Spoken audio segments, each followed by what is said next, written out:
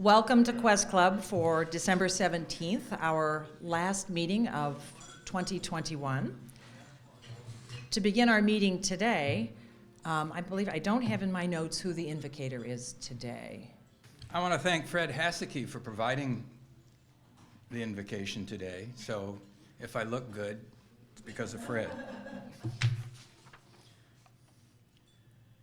Come, Holy One, and brighten our hearts and minds in these dark days of winter to find good humor in the joys of life, the goodwill of others, the love of family and friends, the comfort of food and shelter, the enrichment of wisdom and knowledge, the pleasure of work and play, the forgiveness of harmful thoughts and deeds, the cheer of laughter, the assurance of faith, the fulfillment of generosity, and the promise of peace.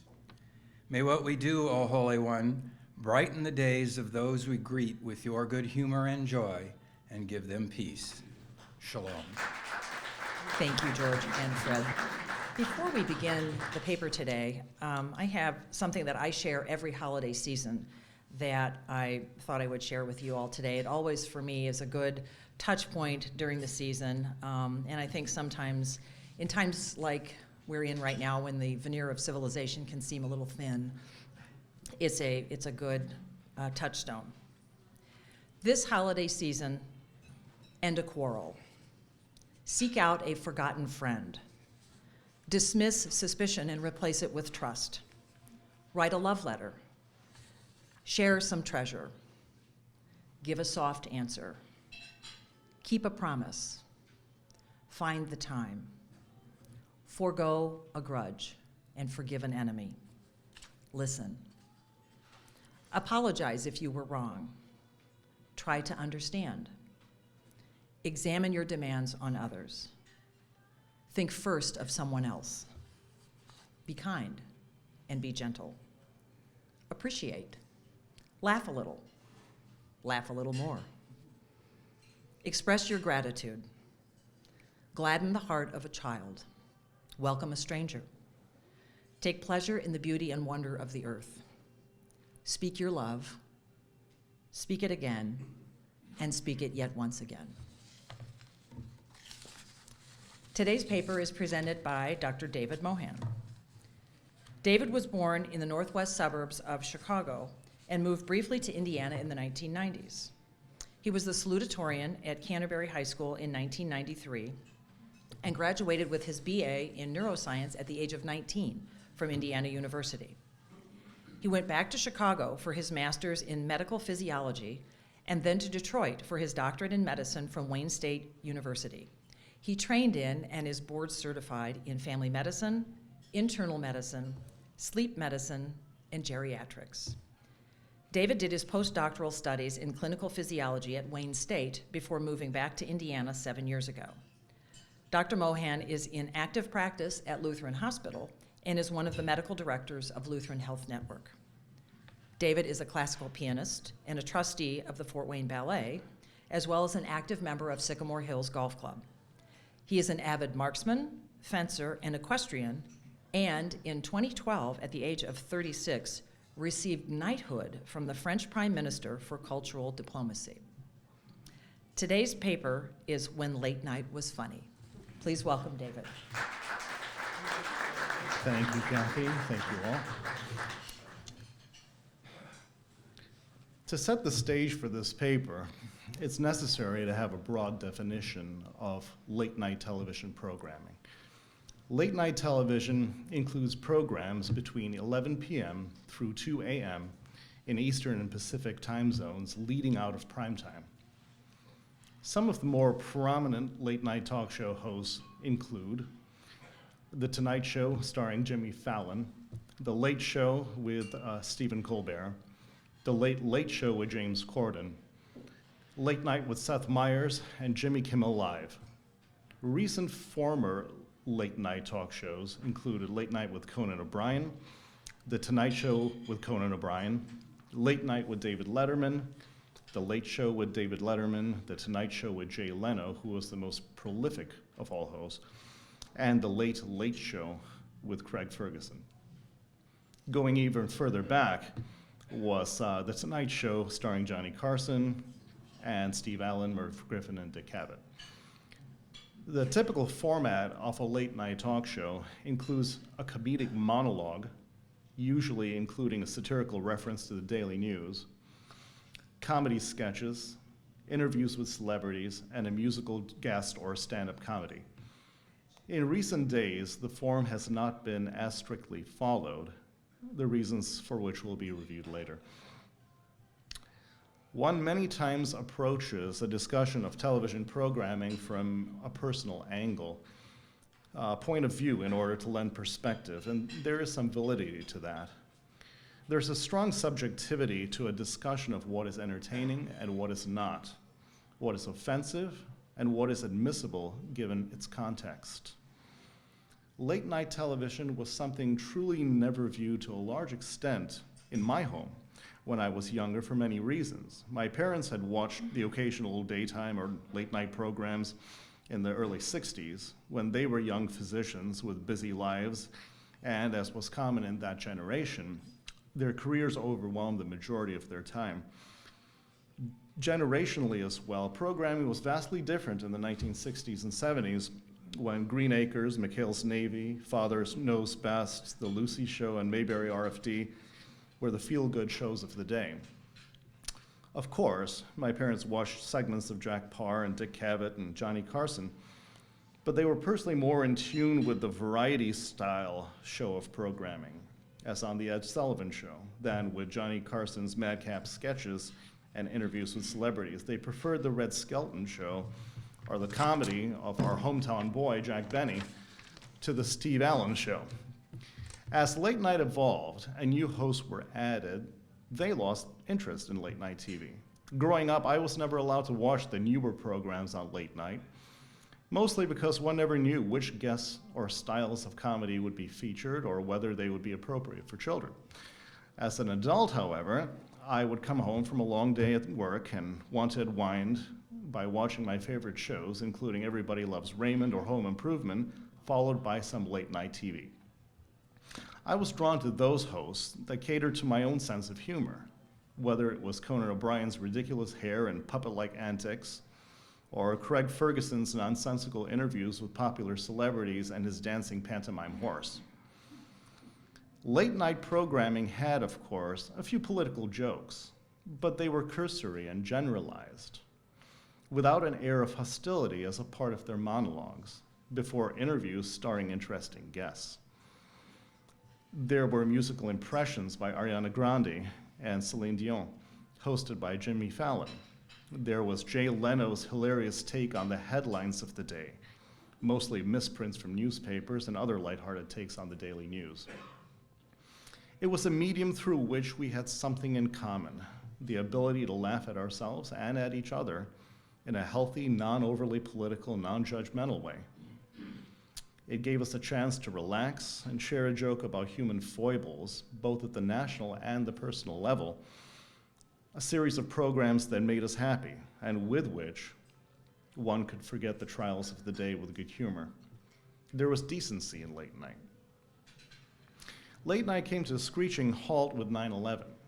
Of course, coverage of the tragedy was paramount as we reeled under the task of understanding what exactly happened to our country and defining who had attacked us and why. There was a national shift in the way people treated each other. Complete strangers in every city of America became friends, and the courtesy that we showed each other, even in daily life, became a mold of how we as Americans should act even today. Patriotism united both sides of Congress as we clung together as a nation under a truly compassionate president that we grew to respect despite our various political positions or his public gaffes. Late night television echoed all of these sentiments as it reflected the national mood.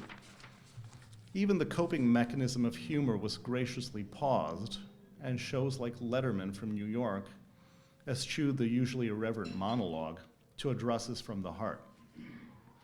We, of course, knew David Letterman as a public figure in the media, and public figures now had what was almost a duty foisted upon them to help bring some order and healing to the chaos, loss, and national vulnerability we all experienced. The comedic forum, though not the comedic platform, had become a way to cope. Letterman's invitation of a visibly tearful and shaken Dan Rather was a powerful and decent move to make. To see an interview on Late Night of a newsman as affected by his reception of the events of 9/11 as we were is truly as much a part of the American ethos as watching a visibly emotional Walter Cronkite release news of the death of the great John F. Kennedy. We believed then that television personalities had every right to have opinions, to be affected like the rest of us, and we respected them for it. But Late Night had to move on. We have to be cautious and sensitive, Jay Leno said in a New York Times interview, but at some point you want to get back and do the things that you do. We're going to move forward and try to make sense of our lives when nothing makes sense, said Conan O'Brien. And they did. Jokes about President George W. Bush's mispronunciations became taboo as we united behind an empathetic leader who was our mourner-in-chief, defender, and national cheerleader, whose brand of compassionate conservatism we are glad he had perfected before 9/11 to help us through that time, and a personality that could be gently ridiculed for his neologisms as opposed to his rhetoric. Subliminality, a word that Bush coined, is not a punchline anymore, Jon Stewart said in his first show back as the host of The Daily Show on September 20th. One day it'll become that again, Lord willing, because it'll mean that we have ridden out the storm. The healing process started to happen with small advancements towards normalcy, as when Saturday Night Live producer Lorne Michaels and Rudy Giuliani appeared together in a cold open on Saturday Night Live. Michaels asked the question, "Can we be funny?" To which Giuliani replied, "Why start now?" This is the Late Night that I like to remember. We all knew where each other stood politically, but the shock to our collective humanity made us understanding and civil to each other in late night programming. As the national landscape evolved, interview styles and host personalities became an important factor, and shows changed in tenor and content, as was reported in Politico in 2014. Politicians sought to soften and humanize their image by appearing on late-night talk shows as they strove to show their sense of humor and relatability to younger audiences, and talk show hosts helped with this endeavor. Jimmy Fallon stated that his show would not do in-depth interviews with political candidates and only focused on politicians when the stories were too big not to do so. Fallon used the slow jam approach with candidates to show their softer side and make clips of his show go viral. Senator McCain encouraged fellow members of Congress to appear on talk shows to reach new audiences that were in tune with that format. One can appreciate Jay Leno's and Jimmy Fallon's interview style of letting the candidates talk and having no inimical or controversial surprises in their questions. Leno, who did not shy away from political satire, was fairly equally divided between his jokes about Republicans and Democrats from, for example, 2009 to 2013, as opposed to Letterman's 71% Republican and 20% Democrat jokes. Leno also embodied the old-fashioned classiness of his audience, always having flowers for candidates' wives, and it's perhaps his decency in treating interviewees that make both Republicans and Democrats want to be on his show, though he jested at both parties. I believe that David Letterman actually said it best as he talked about how the preceding norm for talk show hosts was nonpartisanship in a 2012 interview with Regis Philbin, stating, "A case could be made that we are favoring one side or another, but it's not driven by anything more serious than who is easier to make fun of." But that, of course, was 2012. And then came the 2016 election. We could see an early indication of polarization in the manner in which hosts first reacted to the 2016 debates. Bill Maher ended his post-interview analysis by saying, "Republicans out there, thanks for this." The rest of his quotation was actually in profanity. Trevor Noah mocked Trump's mistakes, but was also critical of Hillary Clinton, blaming her for encouraging a false equivalency, discussed later. Colbert had said in 2015 that he had surrendered to his natural instincts and how he actually felt on a daily basis. Jimmy Fallon, of course, just talked about Hillary's zingers and Trump's sniffling. For a host that tousled Trump's hair in a previous interview rather than getting into politics, Fallon found a way to keep it light and interesting. Jimmy Kimmel mocked the general circus rather than fact-checking our opinions. He had perhaps the most insightful thing to say about the debates, stating, "I have an important message for those of you who have been posting your opinions about who won the debate last night on Facebook. Here's the thing. Anyone who already agreed with you will continue to agree with you, and anyone who didn't won't. So next time, instead of writing up a long, passionate thing, take a little nap. You'll be glad you did." There was therefore a dramatic change of scene in that year leading up to the election, a time when the nation and the world were surprised both by Donald Trump's candidacy as well as his platform, with many taken aback by the new surge of nationalism and the attitudes of some of his constituency. Both his rhetoric and the opposition's criticism thereof established fertile ground for a very different sort of talk show material and emotional content. Talk show hosts whose personalities had made their shows what they were began to show their cards to various degrees. Far from the polite, easy listening affair of yesterday, the weapons of this new form of comedy, according to Time Magazine's The New Politics of Late Night, were parody and polemics, dripping sarcasm and cheap shot one-liners, video compilation reels and schoolyard taunts. Their satiric arrows are aimed, nearly always, from the left flank of the political battlefield, close quotes. It is not surprising, one can believe, since many hosts were responding in kind to the general tenor of what was broadcast daily in the news. Samantha Bee, who has her own program, explains the decline of the comedic element in talk shows, stating that it was funnier when we were all on stage, referring to the primaries. Now that we're down to Trump, it is less funny with every passing moment. In fact, I have lost all sense of what is funny about Donald Trump. Now I feel it is a pressing concern. Trevor Noah states it differently, challenging the false equivalency that prompts journalists to balance critical coverage of one candidate with equally tough coverage of the opposition. There's a certain level of naivete when you say Hillary Clinton is worse than Donald Trump, Noah said. I think that's a very dangerous position to be in, and I think the press has gotten to a place where they are realizing that it's about, at least in Noah's perception of, the truth and not neutrality.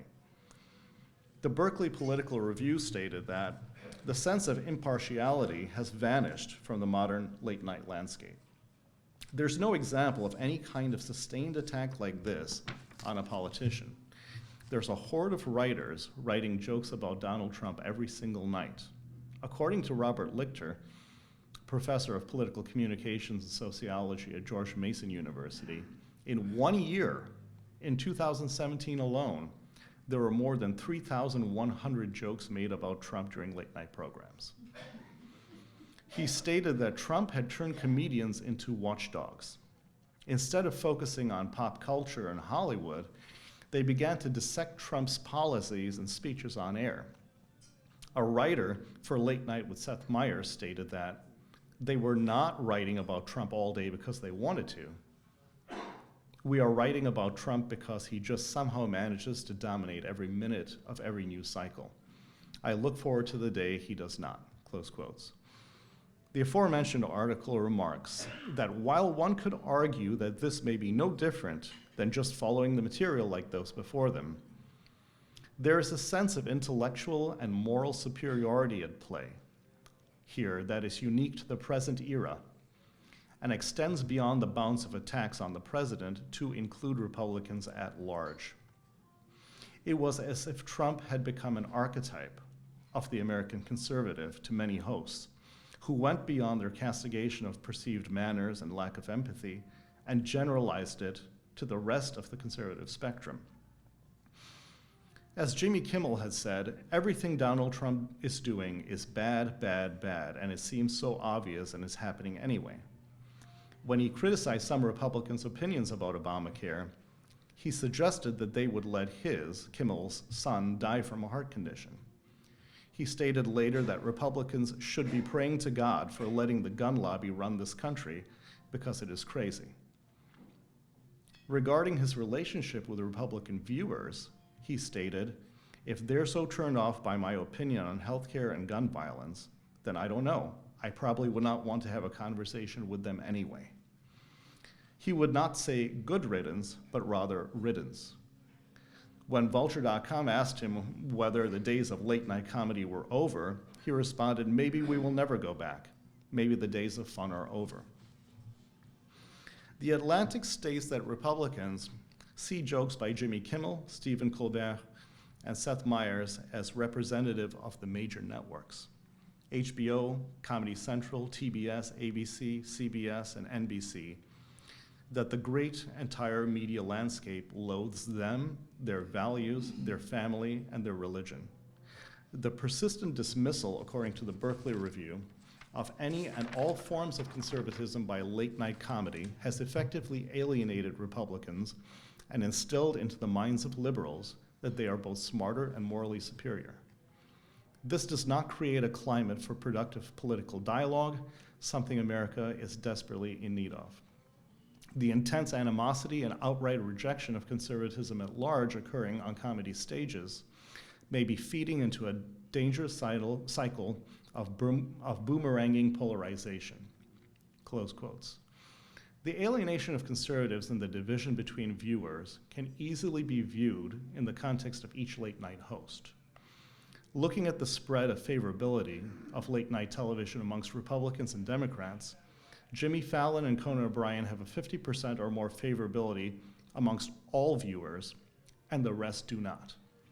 Samantha Bee has a 20% favorability rating, and Trevor Noah and Bill Maher are at around 30%.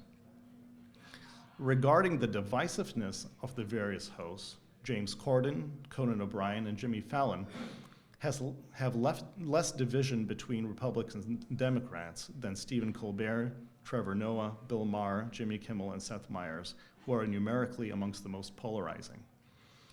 This can be seen in light of the fact that Stephen Colbert and Seth Meyers have in-depth discussions about politics, while Jimmy Kimmel has truly shared opinions about the healthcare system only in light of his son's cardiac condition.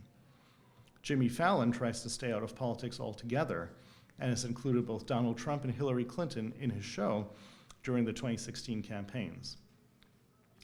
Regarding ratings by Republicans only of late-night shows, 62% are not comfortable with a discussion of politics, and 61% do not want late-night hosts to share personal opinions. 56% say they are less likely to watch shows that included a politician's guest appearance. 26% had favorable opinions of Stephen Colbert, and 24% view his late show favorably. In contrast, 62% of Democrats approve of late-night host discussion of politics, and 63% enjoy a discussion of presenters' political views.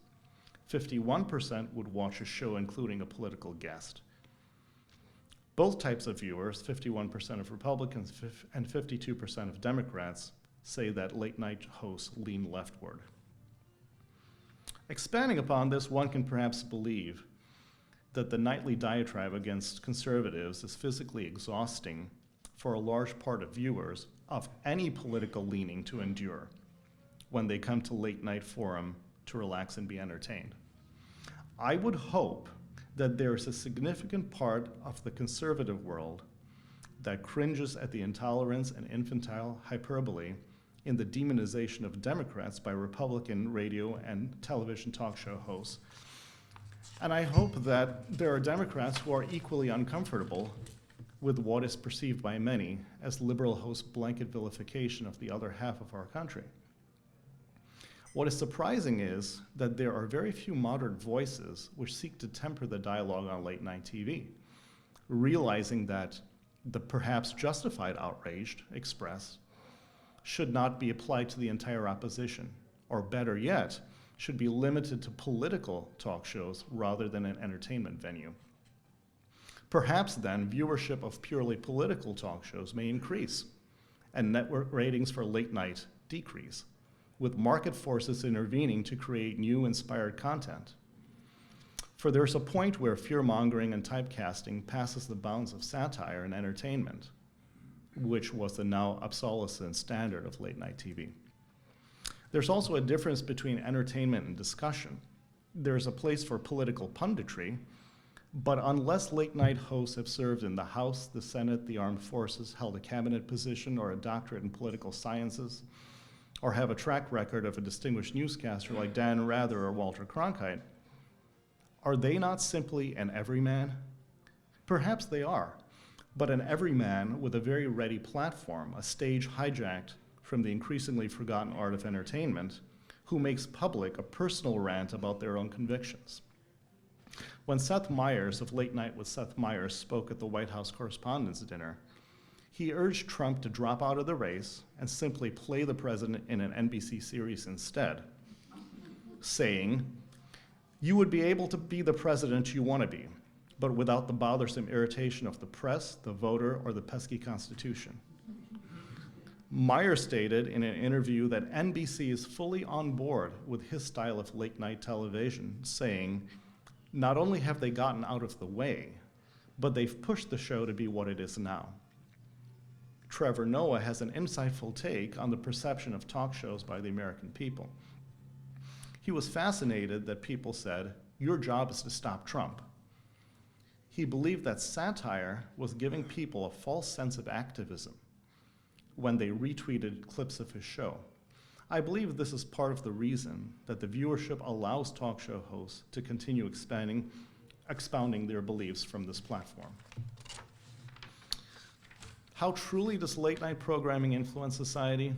The Penn Political Review opines that comedy most strongly influences the political opinions of viewers who do not follow politics closely to begin with. However, today, one can argue that because many late-night comedians are seen almost as political commentators, the people who watch them are more likely to be politically attentive. Liberal commentary does not affect an audience significantly if that audience is already liberal. It is perhaps a reflection of that fact that late-night shows have become less diverse as well, as Time magazine states. Like pundits of MSNBC or Fox News, late-night comics may be jesting to the converted. Perhaps this is reflected in the spread of favorability of late-night television. As Trump has gone and Biden has inherited a pandemic and a divided nation, late-night hosts have lost their most valuable source of comedy. However, as 50% of all adults currently polled by the Morning Consult said that they would prefer to watch shows that do not deal with national politics, the shelling of the grave monolith of Trump-era rhetoric could be liberating. Topics that have not been discussed since 2016 will be explored again, though some of these topics are still political, such as the Supreme Court, pay inequality, vaccine hesitancy, Bitcoin, and abortion laws. It would be interesting to see whether late-night television continues as a political discussion forum based on personal ideology of the hosts. A CNN review states that although Trump was an all-consuming force on late night, his presidency brought out a passion in hosts that allowed them to open up their point of view. Trump allowed them to really be themselves with the audience, and I think that won't go back. Whatever they really care about now will be front and center, close quotes. I hope, however, that there's a swing to the other direction of late night being about entertainment and comedy. One hopes to see more of James Corden's carpool karaoke, Jimmy Fallon's musical impressions, and new generations' takes on Craig Ferguson's nonsensical banter and Conan O'Brien's hilarious travels through Europe. In closing, it's not certain whether late night will be funny again. It depends on the direction we go as a nation and whether networks want to continue host ideology-driven as opposed to entertainment-driven programming. It also depends on whether viewers want late night to continue discussing the type of topics they've presented in the last 4 years or go back to a more gentle, humorous style that forgoes ad hominem attacks and pseudo-punditry and concentrates on popular culture. The future's in the making.